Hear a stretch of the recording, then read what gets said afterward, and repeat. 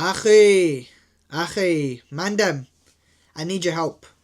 I need your help. I need a therapy session from you guys because I'm going to get a lot of my thoughts out right now. And I need you guys to help me figure out what's going on because I can't seem to figure it out.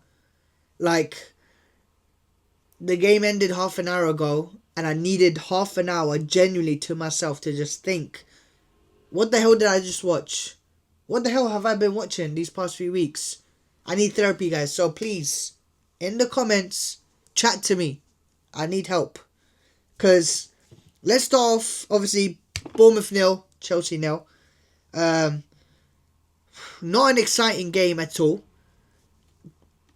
Dead, if I'm being honest. I was falling asleep. Like, Jenny, I was keeping myself awake just to record the video. And I was dozing off. Literally, just dozing off. Chelsea, first half, not even a shot on target. Not even a shot on target. They got a goal disallowed from the 4th minute. Semenyo, Evan Nilsson's shoulder, offside.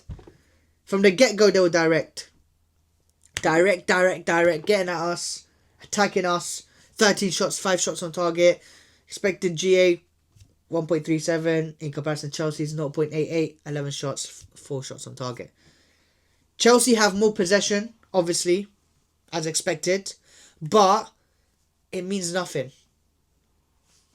Listen to this, right? This is where my problems are coming out now. Chelsea have a lot more possession, but when you're watching the game, right? Let's be honest.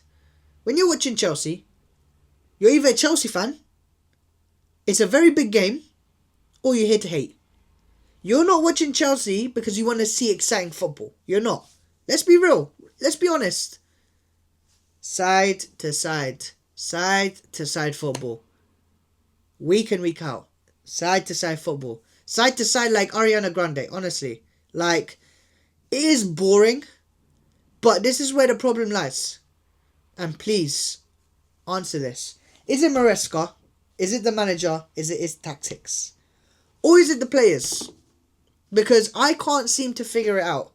Because on one hand, you got Enzo Maresca, who, like we said, just over a week ago, we were saying Enzo Maresca masterclass. And now, Leeds happen, we drew to Bournemouth, and now Maresca out. So obviously, the fan base, I mean, we're very rattled. We're very wishy-washy. We want to win trophies. We did win trophies, Club World Cup. But if the results ain't resulting, we lose our cool. Cool, I get that. But I don't want to be that guy that just jumps to conclusions. I don't want to say, Maresca out because of 2 results. That's not me. But I can't think rationally because for me, I look at our squad, right? Let's talk about the players because, you know, first thing I want to say, it's very easy to blame Tosin. Tosin made a mistake. Individual errors. Today there was none of them. No Tosin, no individual errors. So what went wrong? Is it the players? Is it the squad? Or is it the manager? Because I feel like whenever we win, it's Enzo Maresca masterclass. But whenever we don't win, blame the players. There's no balance. There's no balance to it. And for me, like I said, I'd rather be real.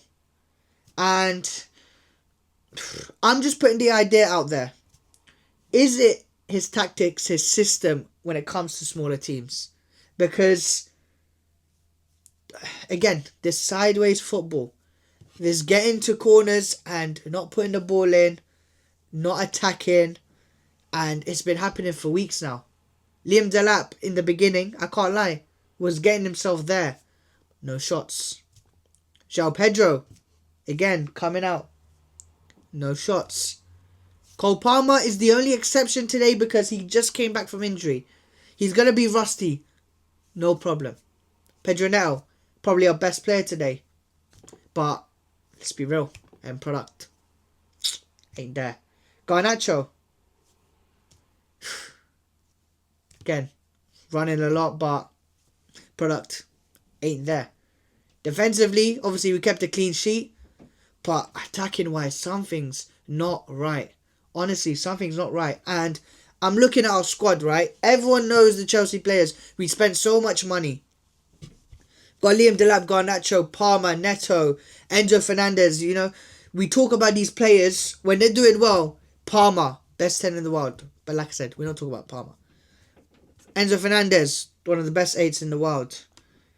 Then, obviously, we got Caicedo, best midfield in the world. Esteval, playing on the right, one of the best wingers in the world. And yet, we've got these players at hand, and we can't win games against Leeds, against Bournemouth. And bear in mind, this is not a great Bournemouth team as well. Like, they're 13th. They're 13th. Like, we should have beaten them, and they should have been 14th. Like, genuinely, they are not a great Bournemouth team. And regardless whether it's home or away, it doesn't matter. The performance was stinky. Absolutely stinky. And I'm looking at Chelsea, right? Like, I'm just breaking it down for you guys. And like I said, you guys find me a solution. Find me an answer. There are 3 teams ahead of us.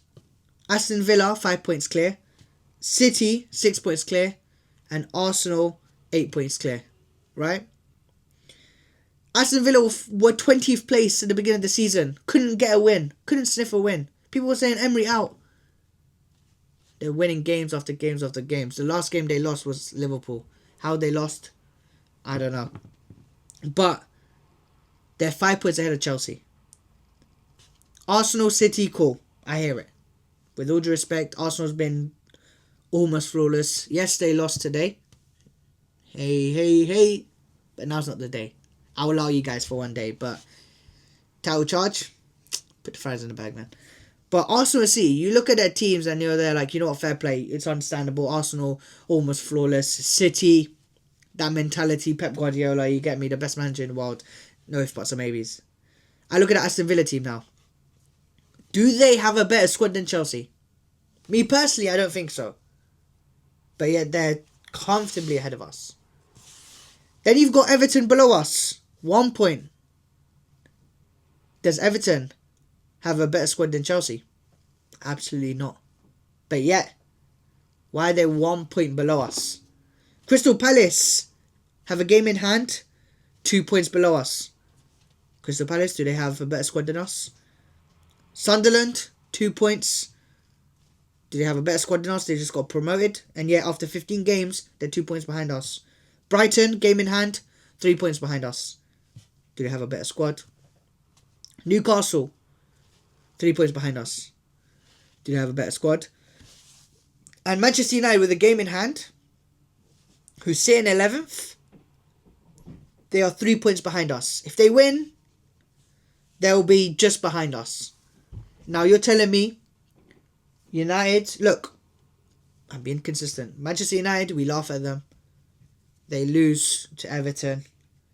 They draw last second to a bad West Ham team at home. They've lost plenty of games at home. They've lost 4 games, same amount as us. They drew 4 games, same amount as us. You're telling me that Manchester United and Chelsea are on the same level? Like, we have to be honest. Ruben Amorim is on the verge of getting sacked.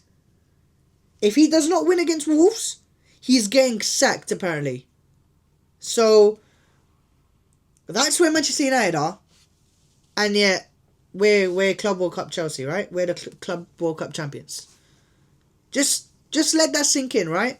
Chelsea fans, please just let that sink in. So it's not our squad. Today it wasn't about individual players. So is it Enzo Maresca? Is it his system? Is it the style he plays? Because again, when it comes to big games, Enzo masterclass. But when it comes to smaller teams like the Leeds, like the Bournemouth, it's hopeless. We don't know what we're doing. The players aren't good enough or whatever. But for me personally, we have to also blame the manager. And I'm not saying Enzo Maresca out, but something needs to change. The output is hideous. It is horrible. Like, we are not even creating enough chances. Like, I need to look at the second half stats, but genuinely, like, it is terrible. Like, Chelsea are just not good. Honestly, second half, Yes, we played a little bit better. 8 shots, four off target and 4 on target. But we're not creating any chances where we're there like, if it was anyone else in the world, he would have finished it. Like, again, not to bring back the past and everything, but we got rid of Nicholas Jackson, who missed a lot of chances. But he was there in the right place, right time, to be there for those chances. And that was the same guy we was getting rid of. So, what's changed? The players that we have, Mark obviously came on. Again, I don't expect a lot from Mark, but don't you think that the instructions on the pitch, because again, it's not the first time. This is not the first time where Chelsea have looked bad against a smaller team. Absolutely not. Let's just go through some of the games recently. So we've had, obviously, Bournemouth. Awful performance. Leeds, shocking. Now, we beat Burnley, cool. We beat Wolves, cool. Karabag, Sunderland, Brighton, United, Bayern Munich I can allow, Brentford. Those are the games this season, right? And I look at those games, and again, those are the beatable games. These are the games you should win. Manchester United, obviously, shouldn't have had that red card. Brighton, how we let them turn around is ridiculous. Sunderland, how we let them turn around is ridiculous. Karabag, I mean, come on. Do I need to explain? Leeds, we let them absolutely thump us. And Bournemouth today. Now, Maresca needs to do something. I think tactically he needs to do something because it's not working. Like, it's nice to get a clean sheet today, but no goals. Not enough goals. Pedro Neto is our highest goal scorer. And last season, we were talking about how this guy can't even get GA. Like, this feels like almost that season where Jorginho was our top scorer with penalties. Like, that's how it feels like. Like, we don't have an outlet. Obviously, we don't depend on one player like Man City, like when it comes to Haaland, goal scoring.